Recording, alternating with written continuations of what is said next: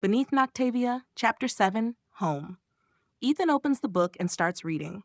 Hours pass as he flips through page after page. He finishes the book just before Natalie returns. He learns a lot from it, so much that he refused to stop even when he got bored. He learned of the history of Noctavia. It started long before recorded history. People gained what's called innate traits. It granted them special powers and allowed them to use magic. Mages were rare at first. They weren't many in number and were persecuted. People feared them and hunted them like animals. Mages went into hiding and studied in secret. After 100 years, they were discovered again. This time, they had the numbers and power. They fought the regular humans in a long and bloody war. Mages won and enslaved humanity. This continued for another 100 years before humans rebelled. They fought another long and bloody war before 3 groups appeared. They ended the fighting by killing their fellow mages and altering humans' memories. They announced that anyone who revealed magic to the world would be hunted like dogs and tortured beyond imagination.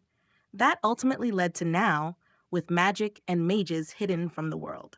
Most importantly, Ethan learned why he has these powers. It's his innate trait. These are rare abilities capable of anything. Only those born without mana can obtain it. Those born with mana can't develop it. Though innate traits aren't necessarily powerful, they're ranked, but the book doesn't describe their rank. I'm sorry for the wait. It took a while to get everything ready. Natalie says while walking into the tent. It's fine. I just finished reading. Ethan replies while shutting the book. Great, and I'm sorry, but it's time for you to go. We don't have much time. Natalie replies. That's fine. How am I getting back? Ethan asks while following her out of the tent. First, you need to meet with Ceres again. She said you had used a kind of spatial inventory to store some gear you got from the Hexclave members. We need to take that, as it can get you in trouble. But don't worry. From what she said, you were a big help, so we'll be compensating you as well. Natalie says before leading him to a group. Ceres is there next to a few others in the Manislave uniforms. They're all crying with relief and are eating. She runs over when she sees them approaching. Perfect. The teleporter just finished setting up. Ethan, I need you to hand over the items you have from the guards. Ceres says, Do you want them here? Ethan asks while looking at the floor. Ceres nods, and Ethan opens his inventory. Neither responds to seeing his inventory screen appear. Can they not see it, even though they have magic? He thinks while taking the stuff out of his inventory. He takes out the uniform he took from the first guard and the gear he got using theft. After placing them on the ground along with the staff, Ceres smiles. Thank you. This is for all the help you gave in there. She says while handing Ethan a bracelet. This one is made of white string and holds several blue stones. Ethan throws it in his inventory for later. After everything that happened, he wants to go home and crash. This way to the teleporter.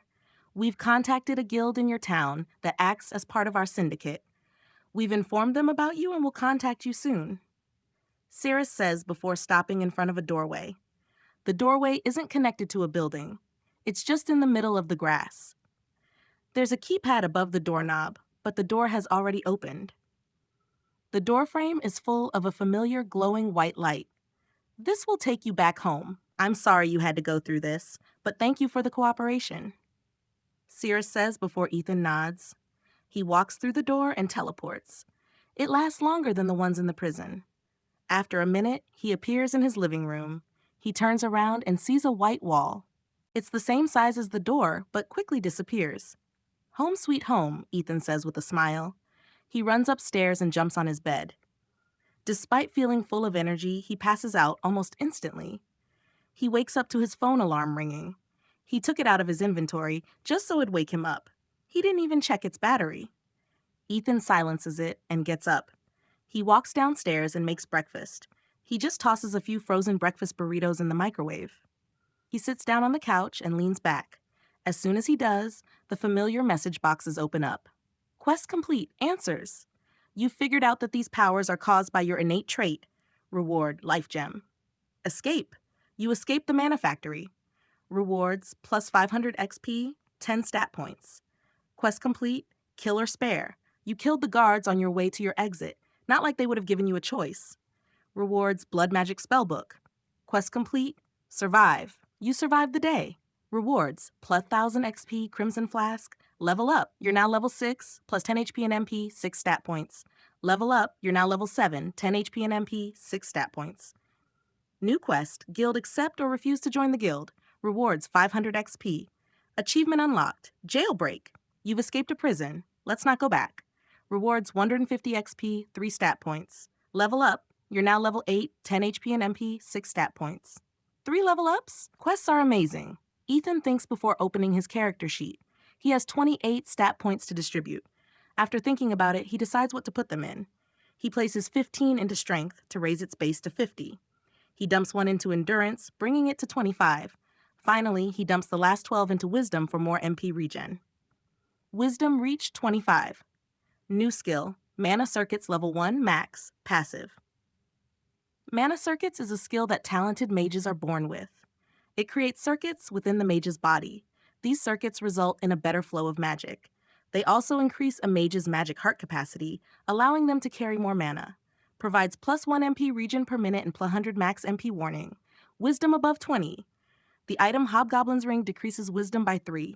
Endurance reached 25. Your body is now tougher than most. Plus 5 defense to your entire body. I didn't get a reward for raising my strength to 50. Maybe it's only for getting it to 25. It could be some kind of starter boost. The defense is nice, though. I was hoping to have kept that armor from the guards. I'm sure that shield would have been useful. Oh well, I got a bracelet I felt mana off of. I also got a spellbook and Crimson Flask. Let's observe all these goodies. Ethan thinks before taking them out of his inventory. When he observes the spellbook, it asks if he'd like to learn the magic within. Without thinking about it, he taps yes. Mana Bracelet, rare level 20. This bracelet is adorned with magic stones. The stones absorb ambient mana slowly, boosts the wearer's max MP by 50, allows the wearer to instantly recharge their mana. Doing so will destroy the bracelet. Crimson Flask, epic level 25. This flask is filled with a smooth red liquid. It tastes like sweetened apples. Drinking it will replenish 75% of your HP. The flask refills itself every night at midnight.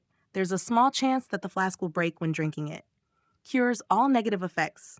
New skill, Blood Claws level 1 active. 15 metas per use. Consumes 25 HP when cast. Blood Claws surrounds the caster's hands in claws made of their own blood. The caster's strength will be enhanced while active. The claws are durable, the exact toughness determined by the caster's endurance. The strength boost is determined by the caster's intelligence. New skill, Blood Prison level 1 active. 25 metas per use. Consumes 40 HP when cast. Blood Prison binds the target in tough and durable blood ropes. The rope's toughness is determined by the caster's intelligence and endurance. New skill, Blood Wings level 1 active. 100 MP per use. Consumes 200 HP when cast. Consume 10 more HP per minute in effect. Blood Wings allows the caster to turn their blood into wings. They gain the ability to fly at high speeds. The wings can be used as a shield, defending yourself by spreading them out. The toughness is determined by your endurance. The speed of flight is determined by your agility and intelligence. New skill, Blood Absorption level 1. Passive blood absorption allows the caster to absorb the blood out of corpses, whether human or monster. The caster can convert the stored blood into HP or store it for use later. The amount of blood the caster can store is determined by their intelligence. New skill, Blood Transformation level 1. Max, active, 1000 MET per use. Consumes 99% of HP when cast. Transforms the caster into the Lord of Blood when cast. Holy shit! This blood magic is amazing. Sure, it hurts me, but I can absorb blood and heal with it. Plus, with my Crimson Flask, I can afford to use it more comfortably. Though I won't be able to level it like Observe without blood. Ethan thinks before sitting up. Someone knocks on the door before he can do anything. He walks over and takes a deep breath. He looks through the peephole to see a woman standing outside.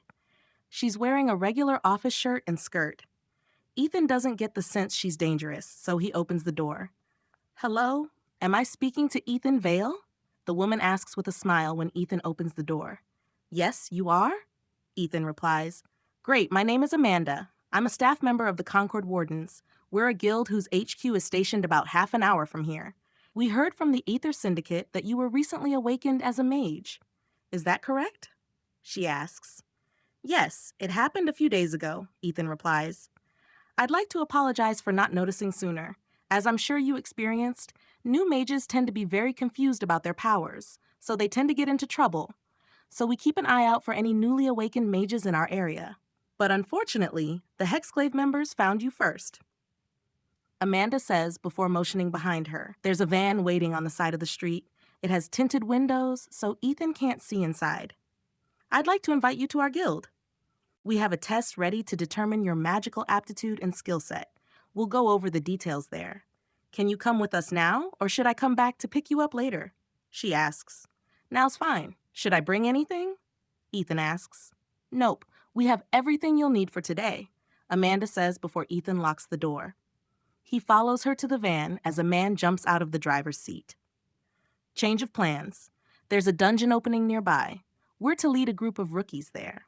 The man says before stopping in front of Ethan, I'm sorry, but something came up. We'll have to reschedule your visit. He says before his phone rings. Hello? He asks after answering without looking at the ID. Yes, he's here. Are you sure? No, it's just, all right, I'll ask him. He says before hanging up. What is it? Amanda asks him. The boss wants him to join the dungeon team. He's here in person and decided to act as the guard. So, Ethan, do you want to clear a dungeon? He asks. What's a dungeon? Ethan asks him. Right. I'm sorry. A dungeon spawns when natural mana in the air mutates. No one's sure of the exact reason for these mutations, but the point is they spawn dungeons. Dungeons mirror the real world with a few differences, like magic barriers. Monsters spawn in these dungeons. The dungeon that just spawned is a weak one, so our guild uses them as training for our guild members. The monster corpses have value, so we clear them whenever they appear. But the monsters can also escape if we leave them alone for too long. I don't know what monsters are inside this dungeon. The man explains. Yes, I want to, Ethan says after a moment of thinking.